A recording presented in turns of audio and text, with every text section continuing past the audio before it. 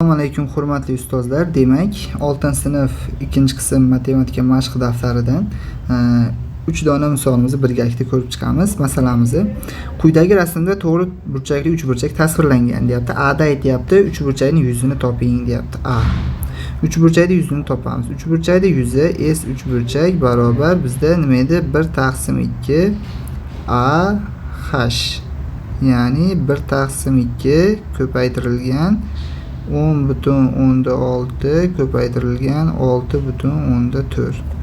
Demak, 10/6 ni 6/4 ga ko'paytirib 2 ga bo'ladigan bo'lsak, 33,92 santimetr kvadrat chiqadi. B shartida aytyapti, o'lchamlari 32 va 22 bo'lgan to'g'ri 4 burchak shaklidagi qog'ozdan eng ko'pi bilan nechta shunday 3 burchak olish mumkin deyapti. 40. Endi S 4 burchak. S 4 burchak. Yuzi A ko'paytirilgan B bo'lib hisoblanadi. Ya'ni 32 ko'paytirilgan 22 bo'ladi. 32 ko'paytirilgan 22 704 santimetr kvadrat. 704 santimetr kvadrat. Nechta olish mumkin deyapti. Buni topish uchun S 4 burchakning yuzini S 3 burchakning yuziga bo'lamiz. Bo'ladigan bo'lsak 704 ni 33,92 ga bo'lish kerak degan. 704 ni 33,92 ga bo'ladigan bo'lsak 20,7 chiqadi. Endi yarimta 3 burchak bo'lib qolmaydi. Shuni hisobiga 20 ta nima ekan? 3 burchak qirqib olish mumkin ekan. 3 burchak nima? Qirqib olish mumkin. Qirqib olish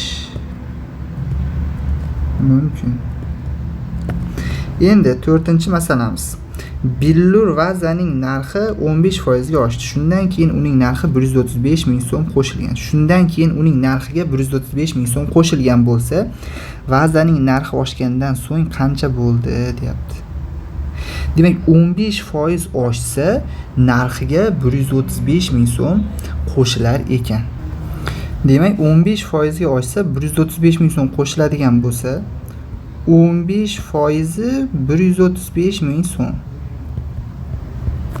100% bizda demak qancha bo'ladi? X so'm bo'ladi. Endi bu yerdan x topadigan bo'lsak, 135 ming ko'paytirilgan 100 taqsim 15 bo'ladi. Bo'ladigan bo'lsak 900 ming so'm bo'ladi. 900 ming so'm. Endi bizda aytyapti, narxi qancha bo'ladi oshgandan so'ng, vazaning oshgandan keyingi narxini toping deyapti. Narxi 15% oshgandan so'ng deb qo'yaylik. 15% oshgandan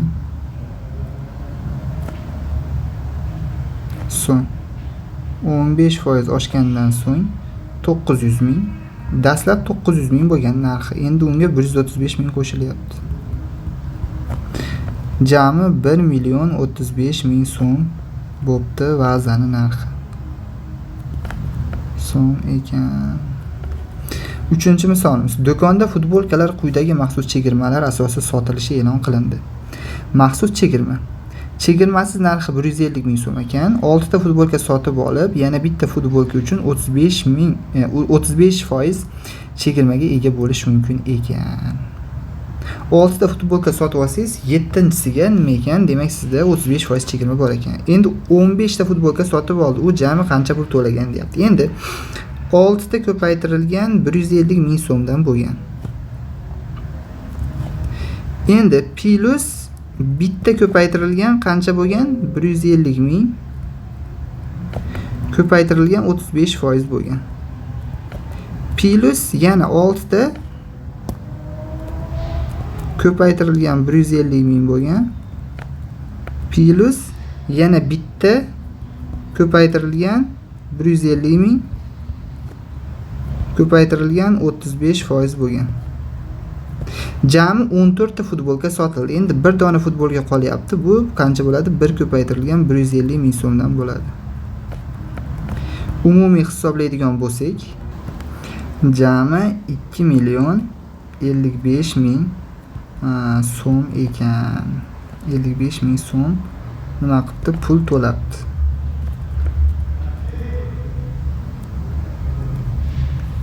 Endi darslik yechimlarini olish uchun Telegram orqali